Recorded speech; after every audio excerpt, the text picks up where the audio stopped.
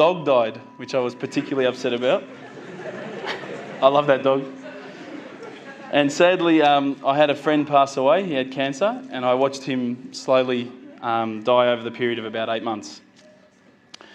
I think at that stage I started to think to myself, everyone kept on telling me that God loved me, and I kept on thinking, God killed my dog. He doesn't love me. I'm going to find out for myself what the real truth is. The truth for myself anyway, as an Aussie, first thing I'm going to think of is go to a church. Everybody was singing so much, I couldn't believe it. I didn't know any of the words that anyone was singing. I didn't know any of the notes to hit or whatever. I felt pretty stupid. Beautiful teachings in the Bible. But I didn't find what I was looking for. And I was working alongside a Hindu. And one of the things that I kept on asking him is, talk to me about all these gods. I don't understand. How come you have to have all these gods? I said, but seriously, bro, what's the deal with the guy with the elephant head? Come on, he's got a few arms, he's got an elephant head. Come on, what's going on there? You've got lions' heads, tigers' heads, eagles' heads. They're all so much better than the elephant's head. Why did he pick that one? And he didn't find it very funny. I also investigated Judaism. But again, after I kept on asking questions, I just didn't find what I was looking for. Then I looked into Buddhism. Now, I really liked Buddhism. I thought this was great. You get to relax. This is not so much a religion of God, but just a good way to live. It's a nice way to live. And I said, look, I've investigated all the religions and I can't find what I'm looking for.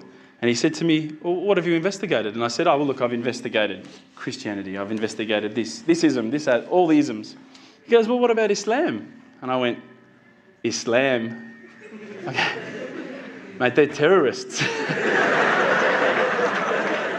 I'm not going to investigate Islam. They're crazy. No way, But lo and behold, alhamdulillah, I found myself walking into Preston Mosque one day. I was very nervous parking my car in the car park. I thought it might explode. I walked straight across the prayer rug with my shoes on. I walked straight past the brother praying. As he went into sujood, I almost stepped on his head. I had no idea, right? I walk across and I stopped. Abu Hamza came out of a door. That's the brother who just introduced us before, Samir. And I thought, this is it. I'm about to die.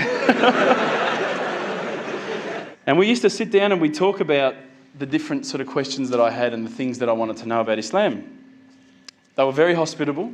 I kept on getting cups of tea, biscuits. Now, no other religious sect had done this for me, right? So I was quite impressed. I'm not sure, I don't want to offend anyone again, but as an Australian, if you offer someone a cup of tea and they say no, you go, okay. These guys wouldn't take no for an answer. Would you like a cup of tea, bro? No, thanks, bro. Are you sure? No, I'm right. Are you sure, bro? I'll go get one. No, I'm right, bro. No, I'm getting one anyway. Sure. Look, I'll just get you one, right? No worries, I'll get you one. All right, man, I'll take the tea, Subhanallah. When I was sitting down with the brothers from the mosque, when I would say, listen, I don't understand this. What about this? They would never just answer from their opinion. They would always pick up the Quran. They would open it up and it would be like, they're like human indexes. They would just, bang, page 142, read this. And I would read it and I would go, wow, that's beautiful. And I would say, look, where's all this part about killing people and blowing up cars? And I don't see that. Is it somewhere towards the back that I haven't read it yet? I can't find it. First impressions when I walked in were that these guys were terrorists. And I found nothing but the opposite. I found that they were the most hospitable, caring, nice people. I mean, these are guys that would say, do you need a lift home? Because they saw my car. Do you need a panel beater? Do you need a new motor? I remember speaking to them and they said, look, Islam is not just a religion for yourself, it's also a religion based on a whole social community. So alhamdulillah, I started realising that Islam is not just about each individual, it's also about a community. I also asked questions about the hijab and why couldn't I wear it?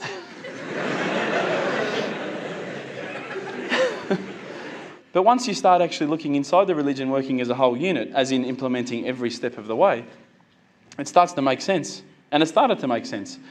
And I stopped and I thought to myself, look, this is the time. Tonight, Allah and me, we're going to have a bit of a conversation. We're going to bond. All I need from you, Allah, is just a sign. Just a little sign. Look, nothing too major, just maybe a bolt of lightning. Bolt of lightning for you, man. Come on, you created the earth. This is just a bolt of lightning. It'll be easy. So I sat there and I went, okay, go. And I swear to you, nothing happened. Absolutely nothing. I was really disappointed. I said, Allah, this is your chance. I'm here. I'm asking you. Where's my sign? Come on. I'll give you another chance. Maybe you were busy. It's night time here. It's busy over the other side of the world. Maybe I could just get a bit of a creak in the floor. Maybe I could hear a car backfire. Something that I'll know it's for me, but no one else will know. It's just between you and me. Again, I said, go. I'm waiting. And I waited. I think I waited about a minute. And that felt like a long time at the time. And nothing happened. Absolutely nothing happened. And I was really disappointed. I thought, I'm like on this cliff. I'm on the edge of a cliff. I'm about to jump into Islam and I just haven't been pushed. I haven't taken that little leap. So I turned the Quran. I turned to the next page where I'd finished off. SubhanAllah, the very next verse that I read, for those of you who ask for signs, have we not shown you enough already? Look around you at the skies, the stars, land, the oceans. These are the signs for the people of knowledge. SubhanAllah. Straight away, my whole world changed. I was staring at the Quran. I was just in shock.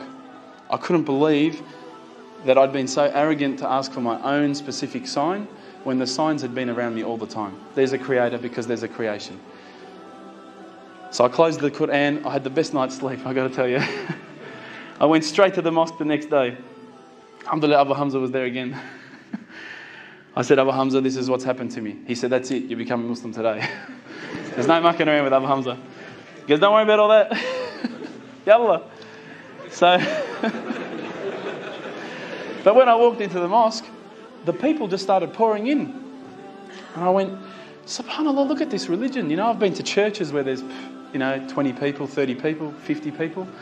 There was about 1,000 people that night. And I thought, this is amazing. This religion is truly the religion of choice. And then I found out it was the first night of Ramadan. I